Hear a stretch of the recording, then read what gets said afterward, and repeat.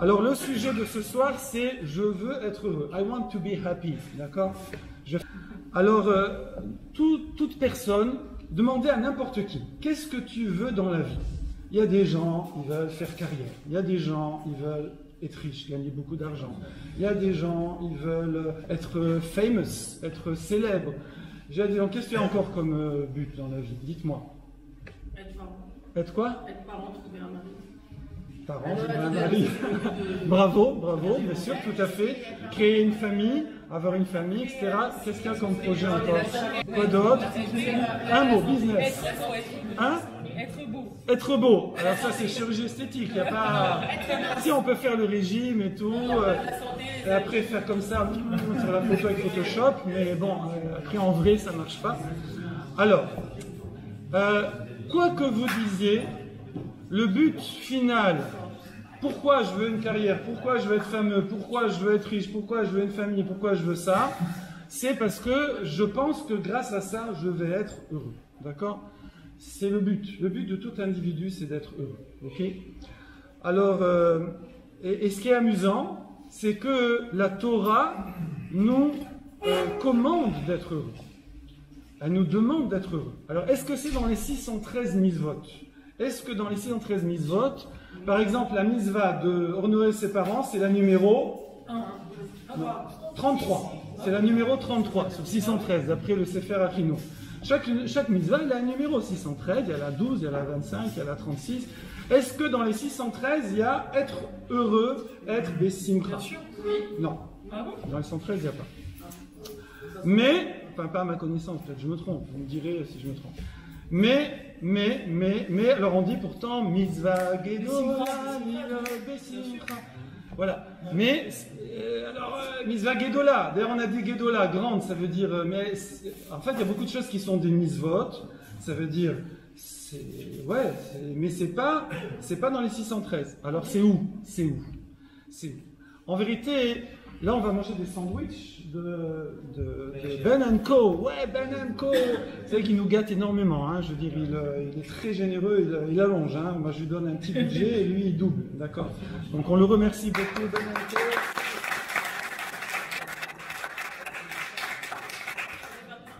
Alors, il vient d'ouvrir à Jean Lépin pour ceux qui vont cet été à Jean Lépin éclater. Donc, je ne vous pousse pas à aller l'été à Jean Lépin, hein, qu'on soit d'accord. Alors, on disait qu'en vérité, la Torah... Ah oui, on va manger des sandwichs. Nous sommes pris en sandwich au niveau de ce commandement d'être heureux. Pourquoi? Parce que d'un côté, c'est marqué dans les Teilim, c'est marqué Avdu et Hashem besimcha. Donc on voit que c'est une condition à toute la Vodat Hashem. En vérité, c'est une condition à toutes les mitzvot. On doit faire les mitzvot avec joie, avec simcha. On doit trouver du bonheur, on doit être heureux dans les mitzvot.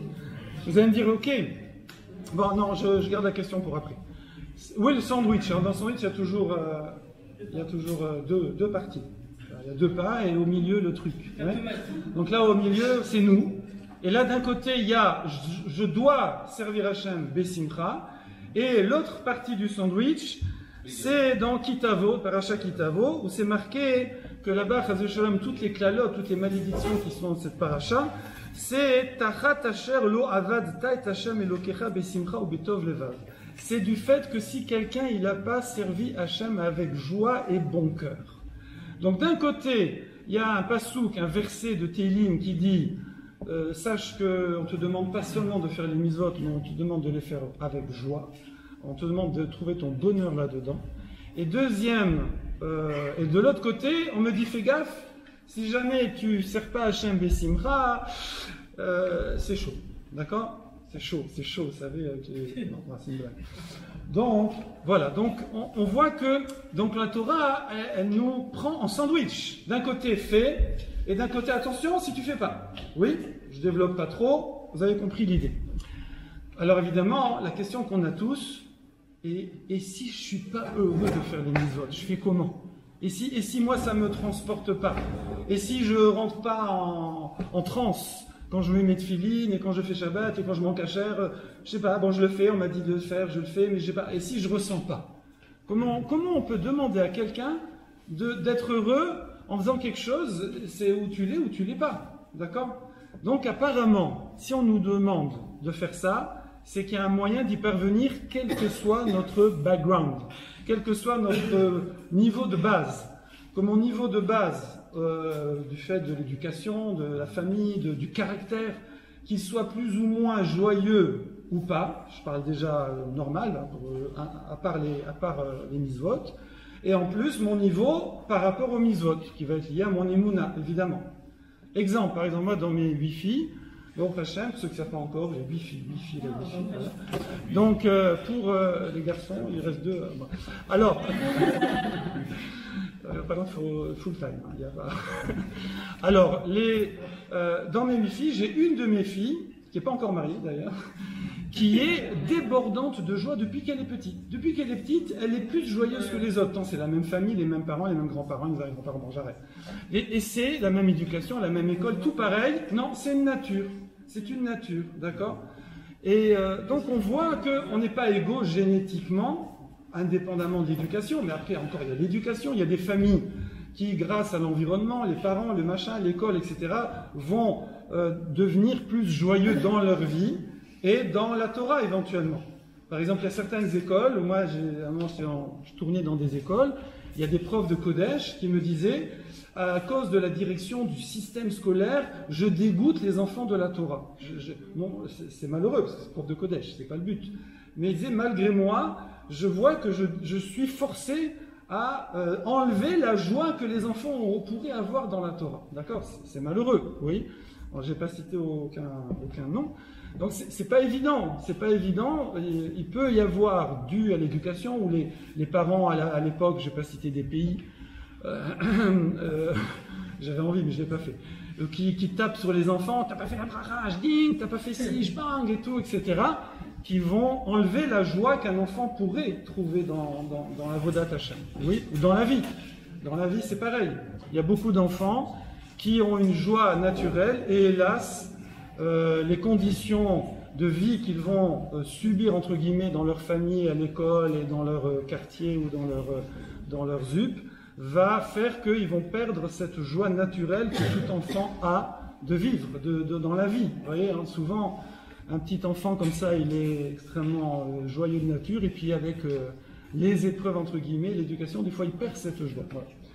Donc nous, on voit que on n'est pas égaux au niveau naissance, sortie d'usine, et au niveau environnement, face à ce niveau de joie, de bonheur qu'on peut trouver dans la vie, et, parce que c'est notre sujet aussi, dans la Vodat Hashem, dans la pratique des mitzvot, la pratique religieuse.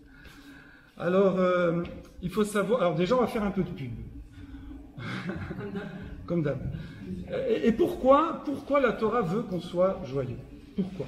D'accord? Elle veut dire, ben, parce que c'est quand même plus agréable. Il n'y a pas que ça. D'abord, il faut savoir que quelqu'un qui a cet état d'esprit, d'être saméach, d'accord? C'est un état d'esprit, on va voir, parce que souvent l'erreur que les gens font, c'est de croire que c'est un élément qui est seulement lié à l'extérieur. Ça veut dire, je réussis à mes examens, je suis heureux, je gagne l'argent, je suis heureux, j'ai une galère, je suis malheureux. On croit que c'est lié aux événements de la vie essentiellement, d'accord? Tout le monde reconnaît qu'il y a quand même un état d'esprit. Mais si on creuse un peu, on voit chez des personnes ou chez soi-même qu'en vérité, c'est l'état d'esprit qui est prédominant. Il y a des personnes qui, même dans les choses sympathiques, ils n'arrivent pas à être heureux. Et il y a des gens qui, même dans les conditions difficiles, réussissent à être heureux, à être saméach, à être joyeux. Oui. Donc, premièrement, c'est très relatif. C'est très relatif. Et il faut retenir que c'est essentiellement une façon de voir la vie. Et c'est ce qui va être le fil conducteur de tout ce qu'on va partager ce soir. C'est qu'il y a une façon de voir la vie qui va permettre de nous augmenter notre faculté, d'accord, à être joyeux quoi qu'il arrive. On va voir ça. Ensuite, quelqu'un qui a de la joie, les galères, il les minimise. Quelqu'un et les choses sympathiques, il les grossit. D'accord? Quelqu'un qui par contre manque de joie, d'accord, que ce soit donc on a dit nature ou par travail, eh bien les galères il les grossit, c'est les gens pessimistes, et les choses sympathiques il les minimise. Il y a des gens ils se rendent pas compte de ce qu'ils ont. C'est des fois les copines elles disent mais je comprends pas, mais t'as vu comment t'es belle, mais t'as vu comment t'es intelligente, mais comment tu peux être triste, je comprends pas, mais comment tu peux t'embrouiller pour des petites babioles, des ch'touillottes, des babioles, mais t'as vu comment moi si j'étais comme toi là, frérot, mais moi je veux dire rien ne compterait, je serais tellement heureuse, voilà, bon, donc on voit que ça va changer le regard qu'on a sur les événements, d'accord? Ensuite, forcément, quelqu'un qui a un niveau de joie important, il va être plus tourné vers l'extérieur. C'est classique, quand quelqu'un il est malheureux, il se replie sur lui, en général. À part le clown, vous savez, qui fait semblant, mais les gens normaux, ils se replient sur eux, ils deviennent de plus en plus égocentriques, égoïstes, sans les juger, c'est comme ça. Et donc, c'est de pire en pire. Quelqu'un, au contraire, qui a ce niveau de joie, quel qu'il soit, plus il a un niveau de joie, plus il se tourne vers les autres, plus il a envie de communiquer cette joie, cette bonne humeur aux gens qui sont autour de lui. Ça, c'est la première page de pub pour essayer de travailler son niveau de joie, d'accord, de simcha, d'accord, qui est variable, on a dit, avec beaucoup de paramètres, mais on peut l'augmenter. Deuxième page de pub, c'est la réciprocité par rapport au midot. Quelqu'un qui a un niveau de joie important, automatiquement, ça influe sur tous ses traits de caractère. Automatiquement, c'est quelqu'un qui va moins se mettre en colère, qui va être plus patient, qui va être plus généreux. C'est automatique, d'accord? C'est-à-dire, nos sages disent que c'est la clé. C'est la clé de toutes les midot. Il y a deux clés. Il y a l'humilité et la joie, d'accord? C'est les deux clés qui permettent d'ouvrir toutes les portes des traits de caractère. Comme ça, c'est décrit dans les textes. Et inversement, quelqu'un qui manque de joie, eh bien, il va avoir du mal avec les autres traits de caractère également. Et c'est réciproque. Ça veut dire que le fait aussi de travailler sur la colère, sur l'avarice, donc de la générosité, de travailler sur ces choses-là, ça va lui permettre d'augmenter aussi son niveau de joie. C'est-à-dire que tous les traits de caractère vont influencer le niveau de simcha d'une personne, et le niveau de simcha d'une personne va influencer le niveau des autres traits de caractère. Ça, c'est la deuxième page de pub. Troisième page de pub, c'est que forcément, quelqu'un qui est à un niveau de joie, on va dire au-dessus de la moyenne, il attire les gens. Alors déjà, il attire son mari, déjà, pour ceux qui veulent, pour sa femme, d'accord. Il attire les gens, et il dit comme ça, ici c'est un sefer que j'ai acheté à New York, là, que j'adore, vous allez en manger de ce sefer, je vous préviens. Alors, et il dit, pourquoi comme un magnet? C'est comme un magnétique, je veux dire, il attire les gens. Pourquoi? C'est normal. Quand tu vois quelqu'un qui tire tout le temps la tête, qui voit tout le temps le demi-verre vide, qui est là tout le temps en train de se plaindre, qu'est-ce qu'on fait? Voilà, j'ai un truc là, excuse-moi, j'ai oublié, j'ai complètement oublié. Voilà, on le voit au trottoir, hop, on change de trottoir, je l'ai pas vu, bonjour, voilà. C'est normal, je veux dire, pourquoi on a... C'est dur à vivre, on n'a pas, ça nous plombe, d'accord? Par contre, je vois là-bas quelqu'un qui est joyeux, Louval. Non, je vais pas faire de jaloux. Hop, je veux dire, je traverse la rue et tout, comment tu vas, frérot, etc. Voilà. Et ou frère, sœurot, bon. Donc, il attire les gens et il communique cette joie-là. Donc forcément, c'est quelqu'un qui sociablement est intéressant. Voilà. Ça m'a rappelé une petite anecdote comme ça, dans un cours comme le jeudi soir, il y avait, comme vous êtes là, comme ça, un certain nombre pas mal de personnes, il y avait un jeune homme qui venait tous les jeudis soirs, comme vous, hein, pub, et une jeune fille qui venait aussi tous les jeudis soirs. C'était au centre Flegg, très régulier, et puis vraiment ils ont, je sais pas, pendant presque 2 ans, ils n'ont jamais pensé, lui il n'a jamais pensé à faire un shidour avec cette fille, d'accord? Non, il n'a jamais pensé. Un soir, regarde, ils vont se reconnaître, hein. Un jour, Aviva Knafo, une amie maintenant c'est Aviva Bismuth, elle s'est mariée, eh bien elle est maman même, elle a organisé un bowling. D'ailleurs si vous voulez organiser des trucs, allez-y, hein, je vous aide, et je subventionne. Elle a organisé un bowling, Et là, dans le bowling, cette jeune fille, c'est simple, elle était comme ça. Je dirais, elle était joyeuse. Alors qu'au cours, elle était très discrète et tout. Bon, c'est vrai qu'est-ce qu'on va faire au cours? Vous n'avez pas sauté sur place, je dis. Donc, elle était discrète, mais là, au bowling, elle était là, tac et tout. Bon, je sais pas si elle jouait bien ou pas, on s'en fiche. Mais elle a montré une joie. Et là, lui, il a rien osé, il dit, dis-moi celle-là. Comment je l'ai loupé celle-là? Et donc, il m'a demandé, Mandel, pour les Nishmat. Comment s'appelle ta grand-mère? Eli Benzari, que sa neshama est une alia, peut-être comme neshama. Eli, pardon, son grand-père. Alors, et donc, et donc, il m'a dit, Rav, là, je me suis réveillé, là, enfin, c'est elle qui s'est réveillée, du coup, je me suis réveillé aussi. Est-ce que vous pouvez m'arranger un shidour? Moi, je suis allé voir la fille, je lui ai dit, j'ai pensé que peut-être, toujours, donc je vous donne l'astuce, n'hésitez pas.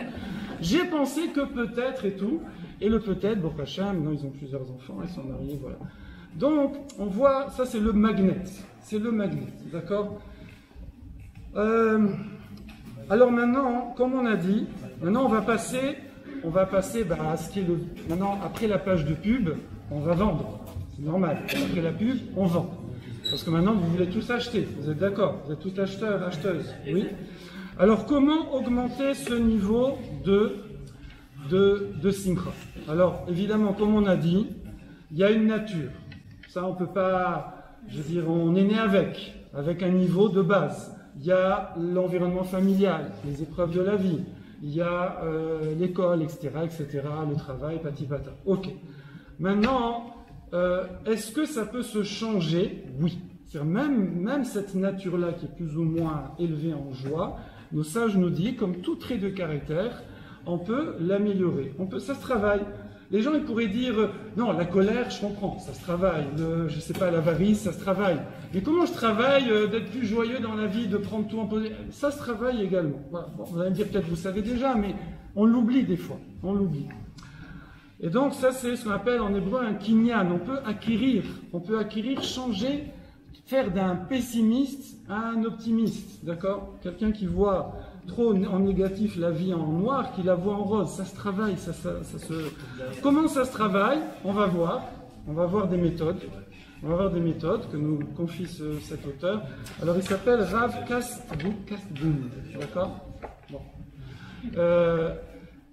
Comment ça se travaille? Alors déjà, avant de travailler, ça s'acquiert aussi par contact, comme la carte bleue, d'accord? Ça veut dire, de la même façon que tout à l'heure on a dit qu'il y a un magnet, on attire, les gens qui sont joyeux attirent les autres. Pourquoi? Parce qu'instinctivement, on sait que si je fréquente des gens joyeux, ça va augmenter mon niveau de joie, d'accord? Donc, quand vous voyez des gens joyeux, fréquentez-les. Oui, les autres. Quand vous voyez des gens joyeux, fréquentez-les, ça va. Alors, là, il y a de la joie. Là.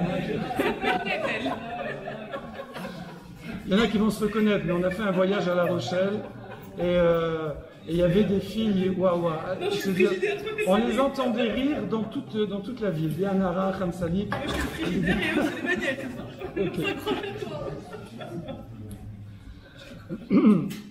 Alors, d'ailleurs, j'avais oublié de citer ça au début, donc là, dans les petites notes, je vois que je m'en souviens, pour dire combien, j'avais entendu il y a 30 ans, 40 ans, une blague, d'accord? Je vais vous la raconter, bon, elle ne sera pas rigolote, je vous préviens tout de suite, donc ne riez pas. Normalement, c'est là qu'on rit.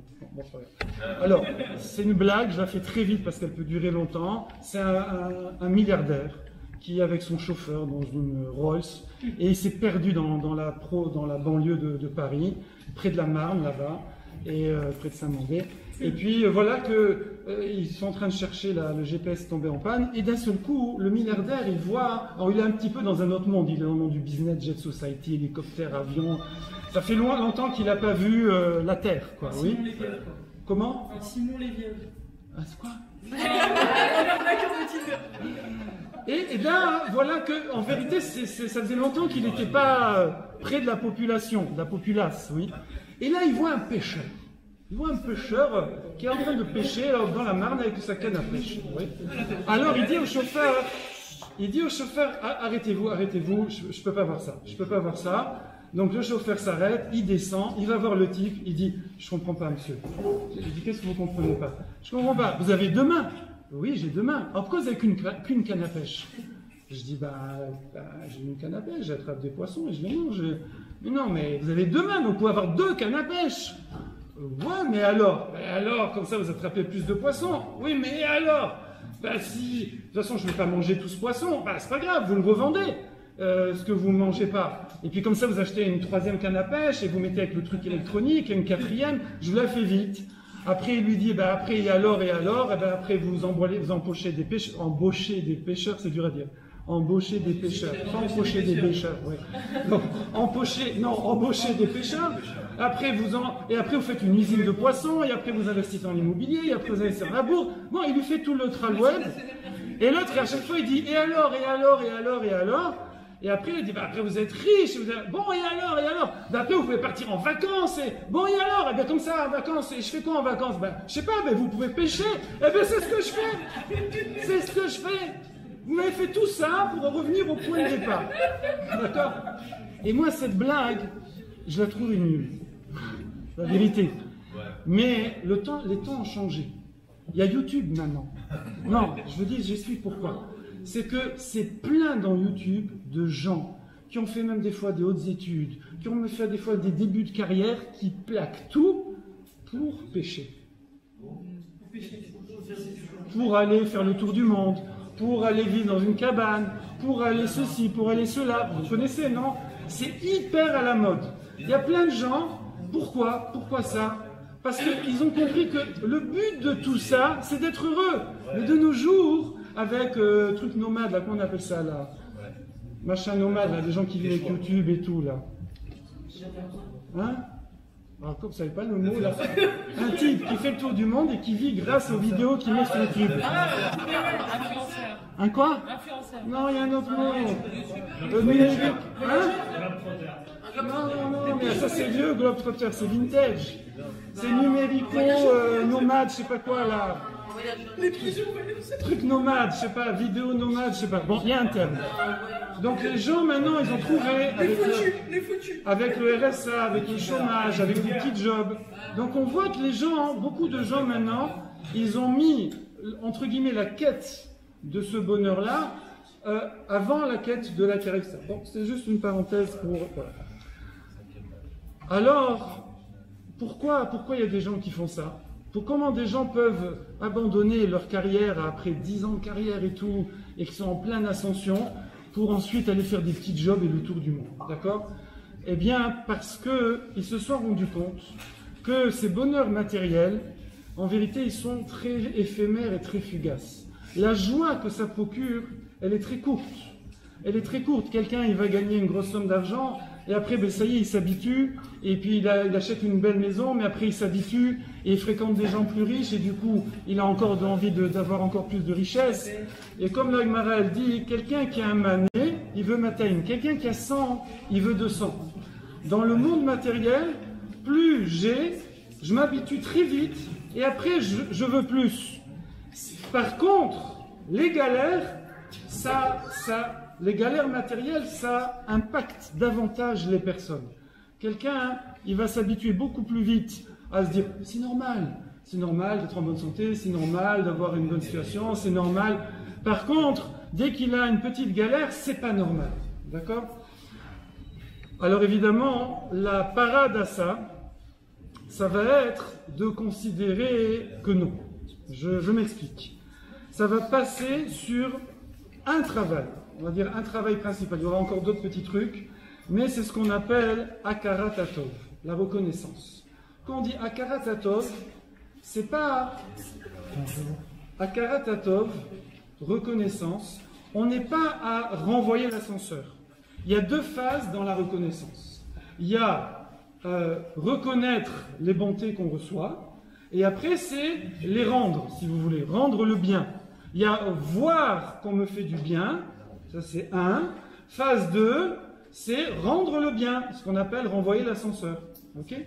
Ici, on ne parle pas, évidemment, c'est un peu naturel que si quelqu'un, plus il est conscient des bienfaits qu'il a reçus de ses parents, de son patron, de ses amis, de, je ne sais pas, son voisin, qui vous voulez, plus normalement, il a envie de rendre, normalement. Mais ici, on va se polariser sur la première phase, qui est bichlal, excusez-moi, c'est un mot en hébreu, qui est déjà de voir le bien, de voir le bien. Une personne, si elle veut augmenter son degré de simcha, il faut qu'elle s'habitue, le soir en se couchant, quand elle attend le métro, quand elle truc, à se repasser en tête que ce soit les événements positifs qu'il a eus, les joies qu'il a eues.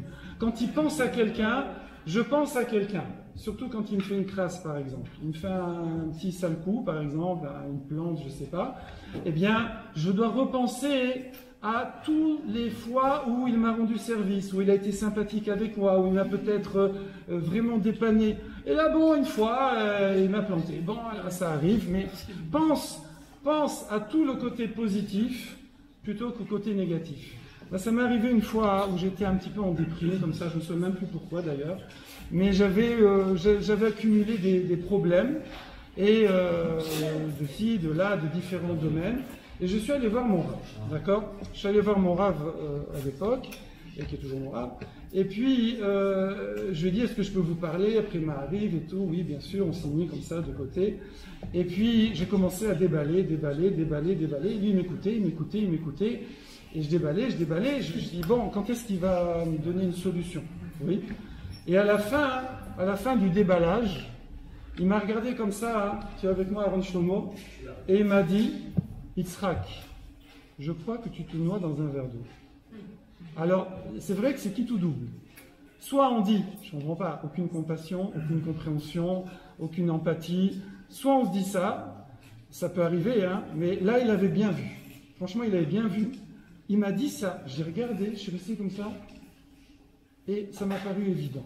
C'est-à-dire que j'avais plus de problème. Ça arrive, d'accord? Donc, on voit que c'est une perception des choses. Cette perception, on peut aussi... alors vous allez me dire, oui, mais comment on peut pour la changer, cette perception? Alors déjà, vous allez voir votre âge qui vous dit, tu te mets dans un verre d'eau, donc ça marche, si ça marche. Si ça ne marche pas, il y a aussi s'occuper des autres. S'occuper des autres, alors évidemment, faire attention, parce qu'il faut avoir les forces qui correspondent. Mais le Rav Elchanan Wasserman Zatzal, il disait que le plus grand moussard, c'est de faire Bikur Cholim. C'est connu, lui, c'était le grand de sa génération au moment de la guerre. Il allait faire Bikur Cholim, visite des malades tous les jours. Quand des gens, ils voient comment des personnes, ils ont du mal à respirer, alors ils se disent, moi je respire. Ils ont du mal à marcher, ils se disent, moi je marche. Oui, moi j'ai été plâtré une fois 3 mois, je ne vais pas vous raconter ma vie, mais 3 mois, c'était un truc long, ils m'ont déplâtré, replâtré. Je vous assure, j'avais envie de crier aux gens que je croisais, pourquoi tu tires la tête, tu marches? Tu sais ce que c'est d'avoir des béquilles pendant 3 mois? À la fin, quand ils ont enlevé le plâtre, on voyait les os, des plus de chair dessus, c'était comme ça. Oui, dommage, j'ai pas la photo. J'avais gardé une photo, je suis sous la douche comme ça. Ben oui, parce que tout a fondu, d'accord? Si vous voulez maigrir, vous mettez un plâtre et vous en faites pas ça. Elle est capable de le faire.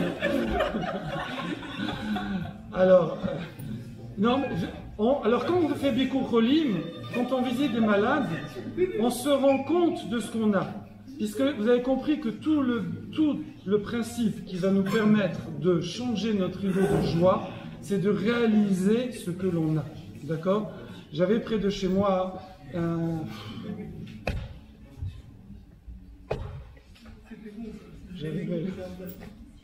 J'arriverai même pas à le dire, je crois. Quelqu'un qui a 20 ans a une sclérose en plaques. Et moi, quand je l'ai vu, il avait 40 ans. Ça faisait 20 ans qu'il était dans son lit.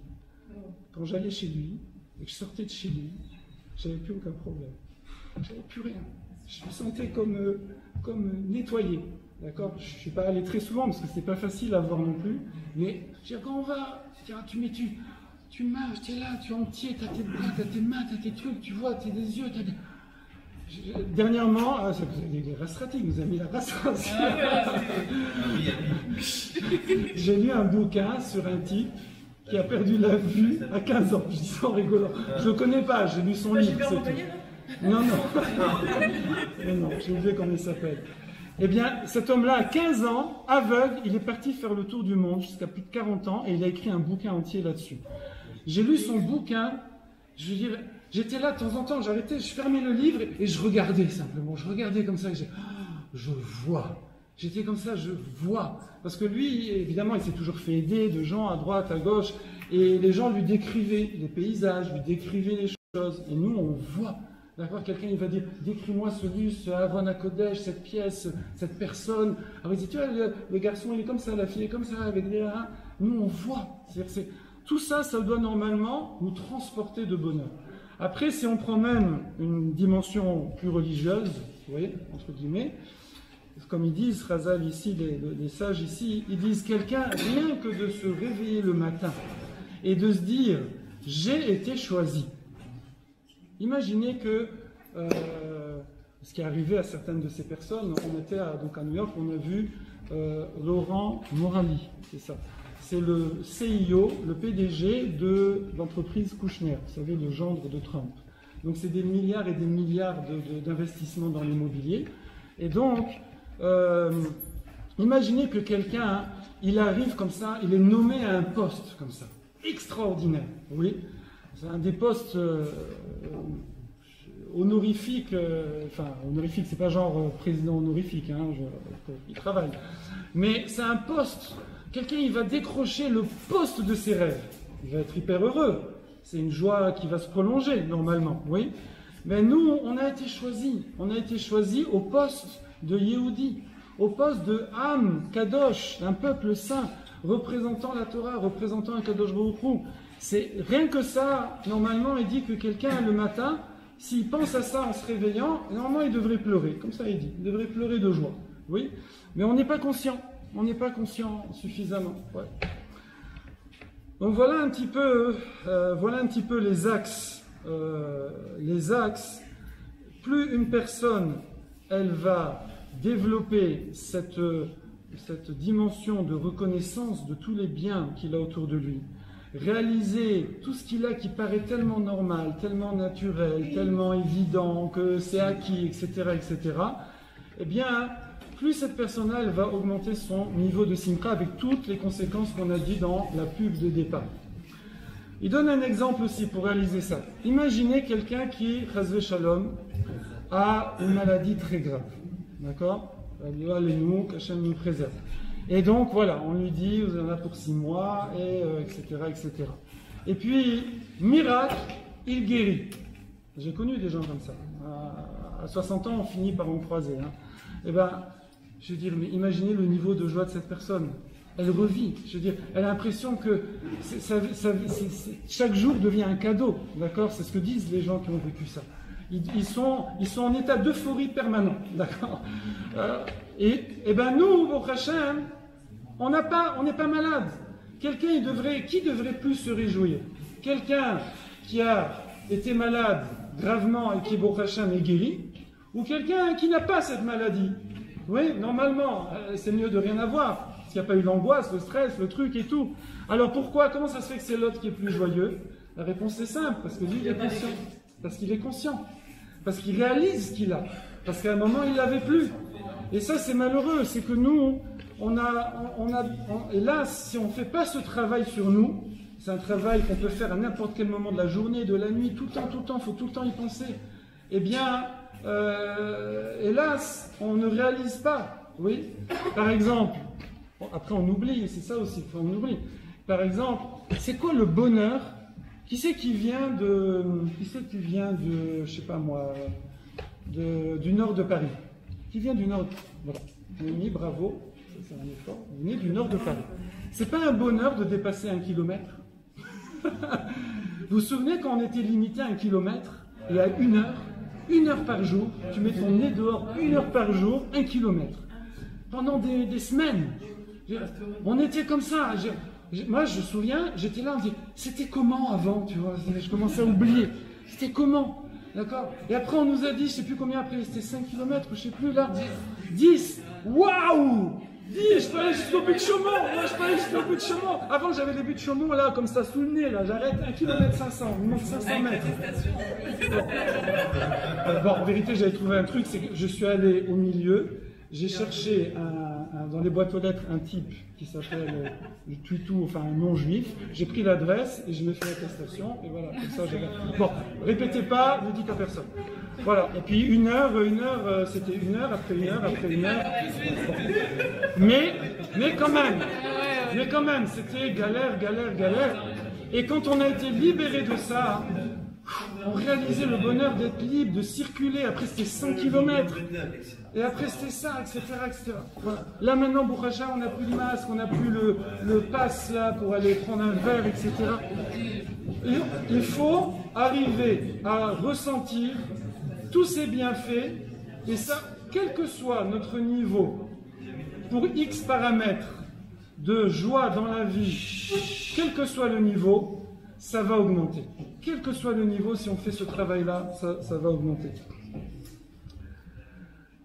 Je crois que j'ai... Ouais. Alors, une autre source, là, encore quelques minutes, essayez. Encore quelques minutes. On dit c'est qui le riche? Celui, alors on traduit en français, qui se contente de ce qu'il a. Non, c'est pas une bonne traduction. C'est Asamer Bechelko, c'est quelqu'un qui va dire être heureux de ce qu'il a, pas qui se contente. Il peut avoir des projets, vouloir rajouter, mais il arrive à profiter de ce qu'il a. D'accord? Alors il y a une question que vous aurez dû vous poser, moi aussi j'aurais dû me la poser, je regrette de ne pas avoir pensé à cette question. Pourquoi on dit Ezeu Achir, c'est qui le riche? Celui qui est heureux de ce qu'il a, de ce qu'il possède. Comment on aurait dû dire c'est qui l'heureux? Celui qui est heureux de ce qu'il possède. Pourquoi on dit c'est qui le riche? Mais et s'il est pauvre, il n'est pas riche. Mais il est pauvre, mais il est heureux de ce qu'il possède. Il a sa petite maison, comme on a dit, il y a beaucoup de gens maintenant qui préfèrent aller vivre dans une cabane dans les Alpes et garder des moutons plutôt que faire ingénieur. Il y en a un, voilà, dans YouTube, il s'appelle Jacob d'ailleurs. Tapez Jacob, il était ingénieur, machin et tout, chercheur et tout. Il est parti 1 an dans un refuge dans les Pyrénées et tout, vivre tout seul à toi dans la nature. Voilà. Donc, si lui il est pauvre, comment on peut dire il est riche? Dis pas il est riche, dis il est heureux. Tu peux pas dire il est riche, il est pauvre. Dis il est heureux parce qu'il arrive à tirer du bonheur de ce qu'il possède. Pourquoi on dit il est riche? La réponse qu'il donne ici, c'est parce que la richesse n'est pas uniquement, parce qu'il ne faut pas dire quand même que c'est pas du tout lié, c'est pas uniquement lié, comme on croit, à la quantité de possessions. Mais c'est lié à l'appréciation qu'on a de ces possessions. Donc il y a des gens qui ont des richesses immenses et qui n'ont pas l'appréciation de leurs possessions, et donc ils sont comme des pauvres, ils ne sont pas heureux. Et il y a des gens qui ont peu, et d'ailleurs c'est assez la règle pour les gens qui ont beaucoup voyagé dans la plupart des pays qu'on dit sous-développés ou moins riches, etc., les gens sont beaucoup plus heureux, parce qu'ils ont une appréciation de ce qu'ils possèdent qui est plus élevée que les gens qui sont dans les pays riches. Oui. Donc c'est pas la quantité des possessions qui compte, c'est l'appréciation que j'ai de mes possessions. D'accord? Il y a des gens avec leur Clio, ils sont les plus heureux au monde. Et voir quand il conduit là, comme ça et tout. Et d'autres avec une Porsche, il est là, pourquoi? Parce que l'autre il a une Ferrari. Donc ça lui casse l'ambiance. Oui. Donc c'est l'appréciation de ses possessions qui compte.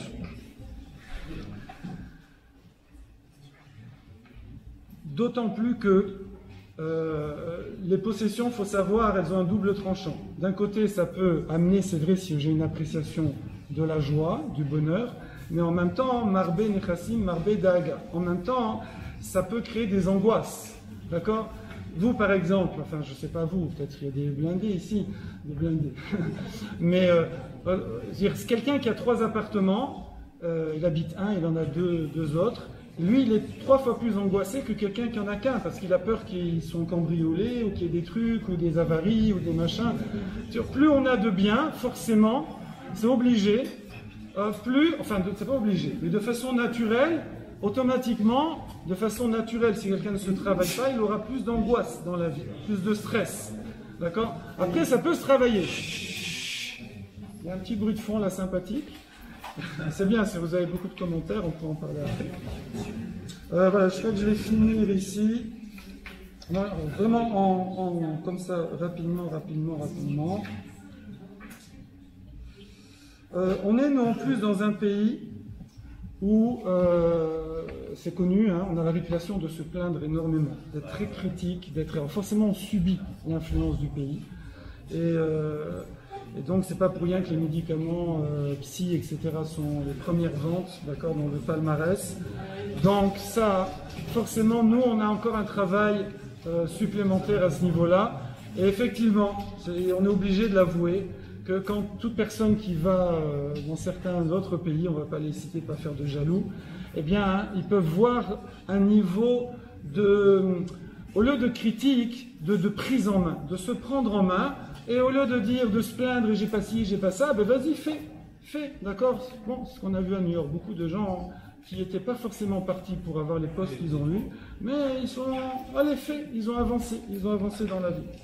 Maintenant, je finirai avec cette touche très religieuse, que forcément, nos rabbinim, nos sages, comme dans ce Sefer, ils nous disent, plus quelqu'un, il va arriver à trouver l'essentiel de ses joies dans des joies spirituelles, d'accord, plus effectivement, ça va être quelque chose qui est transportable, qui est adaptable, qui ne va pas dépendre des conditions matérielles.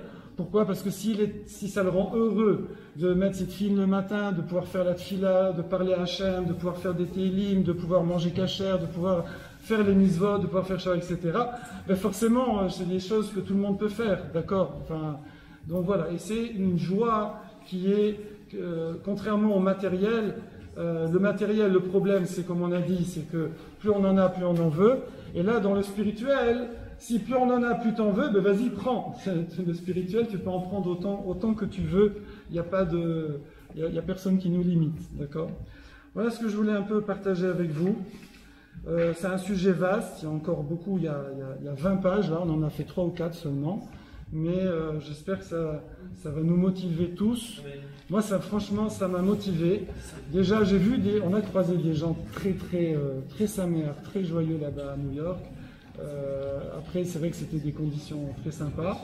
Mais il y en a parmi vous que je connais un peu mieux parce qu'on a voyagé ensemble et tout. Et voilà, je veux dire, ça ne sert à rien de se miner de ce truc. Voilà, je pense qu'on est tous convaincus. Et il faut simplement faire le travail et savoir que c'est possible et ça marche. J'ai une question. Oui, Ava. Alors, moi, j'appelle des personnes en situation de handicap, comme je fais. Oui. Et j'ai l'impression que c'est vraiment, tu dis, on est en avance de temps, donc on doit être heureux. Mais alors, ces gens-là, ils ne doivent pas être heureux. Alors, je ne sais pas chez vous, dites-nous, mais moi, j'ai rencontré des gens en situation de handicap, j'en ai fréquenté. Et des fois, j'avais honte parce que je trouvais qu'ils avaient plus de joie que moi. Donc, voilà. Entre autres, bon, c'est vrai que c'est un moment très court, mais c'est vrai quand on fait des courses, les marathons, les machins, etc., il y a les handicapés qui partent devant. Et moi, je suis parti déjà avec des aveugles en guide, ou avec, vous savez, les chaises comme ça. J'avoue que, en guide d'aveugle, je comprenais.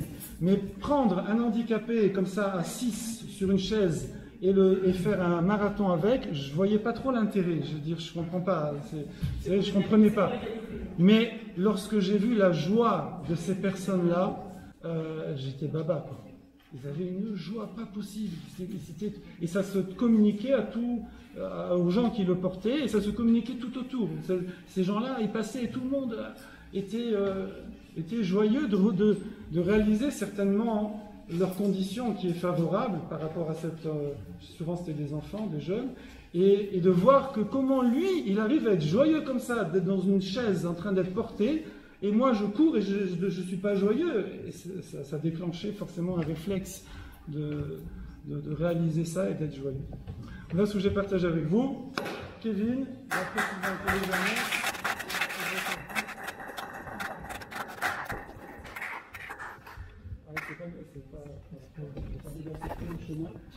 Il y a un test de grosseur comme ça.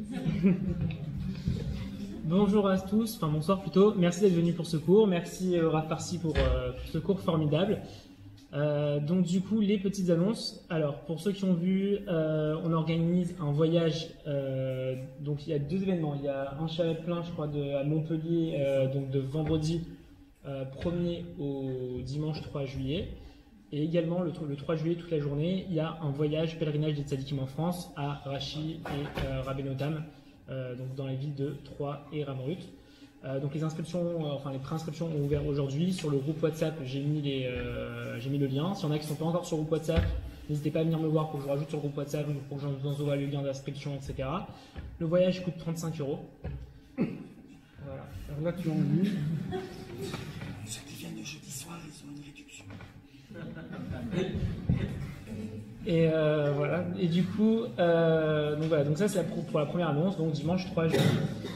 Ensuite, deuxième annonce, donc dimanche, normalement, donc voilà, donc il y a on refait la sortie dans le bois, voilà, avec Rav Parsi. C'est randonnée du coup ou vous allez Alors, les volets là, ils ont dit que c'est interdit, mais j'ai vu après, ils sont revenus le dimanche suivant.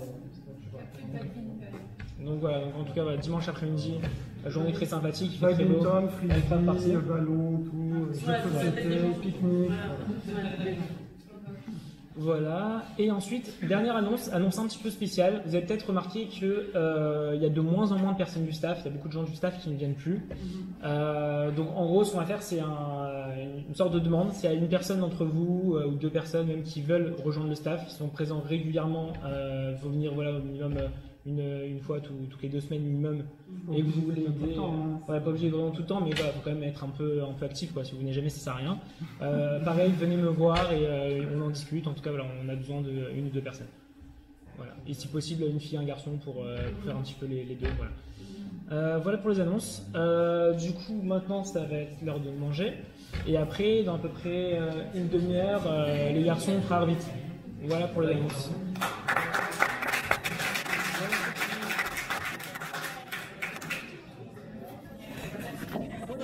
Attendez, j'ai pas tourné là.